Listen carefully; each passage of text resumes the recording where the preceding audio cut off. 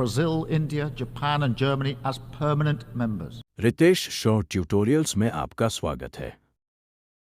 आज के वीडियो में हम एक महत्वपूर्ण विषय पर चर्चा करेंगे, भारत का तीसरे सबसे शक्तिशाली देश के रूप में उभरना और संयुक्त राष्ट्र में स्थायी सदस्यता के लिए इसकी निरंतर संघर्ष। क्या रूस और अमेरिका जैसे बड़े शक्तियों के समर्थन से भारत आखिरकार अपनी सही जगह हासिल कर सकेगा?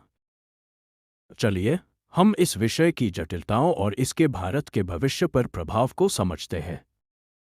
लेकिन इससे पहले इस वीडियो को लाइक करना न भूलें और हमारे चैनल को सब्सक्राइब करें ताकि आप और अधिक जानकारीपूर्ण कंटेंट पा सकें। भारत के लिए वीटो शक्ति की प्रतीक्षा का अंत। भारत के लिए वीटो शक्ति प्राप्त करने का लंबे समय से जो इंतजार था, वह अब समाप्त हो गया है। रूस और अमेरिका ने चीन के खिलाफ सीधा रुख अपनाया है, जो भारत के संयुक्त राष्ट्र का स्थायी सदस्य बनने में बाधा डाल रहा था। भारत के विदेश मंत्री एस जयशंकर की कूटनीति ने संयुक्त राष्ट्र पर भारत को स्थायी सदस्यता देने का दबाव बढ़ा दिया है। भारत की यह मजबूत कूटनीतिक चालें अब संयुक्त राष्ट्र को इस बात के लिए मजबूर कर रही हैं कि उसे भारत को स्थायी सीट देनी पड़ेगी। हम इस वीडियो में इस मुद्दे के सभी पहलुओं पर चर्चा करेंगे। हाल ही में भारत को संयुक्त राष्ट्र का स्थायी सदस्य बनाया गया, जिसमें अमेरिका ने जोरदार समर्थन दिया और भारत को वीटो शक्ति देने की पहल की। हालांकि इसके बाद चीन ने हस्तक्षेप किया और भारत की प्रगति को रोकने की कोशिश की। इससे भारत की वीटो शक्ति पाने और संयुक्त राष्ट्र का स्थायी सदस्य बनने की महत्वाकांक्षा धीरे धीरे फीकी पड़ने लगी। इस अनिश्चितता के बीच एक रिपोर्ट आई जिसने स्थिति को और जटिल बना दिया और भारत की संभावनाओं पर संदेह जताया। हाल ही में ऑस्ट्रेलिया के global power research lobby institute ने एशिया पावर इंडेक्स जारी किया, जिसने कई लोगों को चौंका दिया। रिपोर्ट में दिखाया गया कि भारत, जो पहले सैन्य शक्ति के मामले में जापान और रूस से पीछे था, अब ऐतिहासिक प्रगति कर रहा है और रिकॉर्ड तोड़ रहा है। अब हम भारत की नई स्थिति के बारे में बात करेंगे। भारत ने अब रूस और जापान जैसे प्रमुख देशों को पीछे छोड़ते हुए वैश्विक शक्ति सूचकांक में तीसरा स्थान हासिल कर लिया है। अगर हम अमेरिका और चीन को छोड़ दें, तो भारत दुनिया का तीसरा सबसे शक्तिशाली देश बन गया है।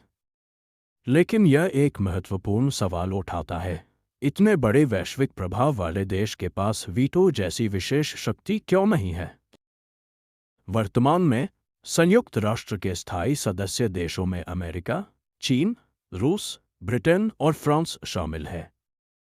इनमें से सभी के पास वीटो शक्ति है।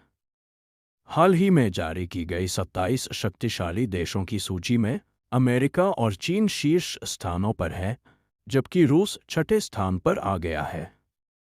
सबसे चौंकाने वाली बात यह है कि फ्रांस और ब्रिटेन का नाम इस सूची में कहीं नहीं दिखा। यह सवाल उठता है कि दुनिया के शीर्ष 27 शक्तिशाली देशों में शामिल होने के बावजूद भारत को अभी तक संयुक्त राष्ट्र की स्थायी सदस्यता क्यों नहीं दी गई है और इसे इस बातचीत से पूरी तरह बाहर क्यों नहीं रखा गया है। इस बीच जिन देशों के पास वीटो शक्ति है, वे अपनी शक्ति का मनमाना इस्तेमाल कर रहे हैं। अब हम भारत की भूमिका के बारे में जानेंगे। हालांकि तीसरे सबसे शक्तिशाली देश के रूप में भारत को अब चीन जैसे देशों से वीटो शक्ति हासिल करने के समर्थन मिल रहा है। यह दर्शाता है कि वैश्विक मंच पर भारत की बड़ी भूमिका के लिए उसकी कोशिशें जोर पकड़ रही हैं। सवाल यह उठता है कि इन 27 शक्तिशाली देशों में शामिल होने के बावजूद भारत को न तो संयुक्त राष्ट्र का स्थायी सदस्य बनाया गया है और न ही इसे पूरी तरह से इस पर चर्चा से बाहर रखा गया है। भारत को स्थायी सदस्य बनाने के बजाय फ्रांस और ब्रिटेन को हटाकर भारत को स्थायी सदस्य बनाया जाना चाहिए। अगर इस मुद्दे को सुलझाया नहीं गया, तो भविष्य में भारत अमेरिका और चीन जैसी महाशक्तियों के लिए चुनौती बन सकता है। वास्तव में इसके संकेत पहले से ही दिखने लगे हैं। चीन, जो खुद संयुक्त राष्ट्र का स्थायी सदस्य है, अब भारत के बढ़ते प्रभाव को महसूस करने लगा है। भारत अब यह बर्दाश्त नहीं कर सकता कि संयुक्त राष्ट्र वीटो शक्ति का उपयोग करके उसे स्थायी सदस्य बनने से रोके।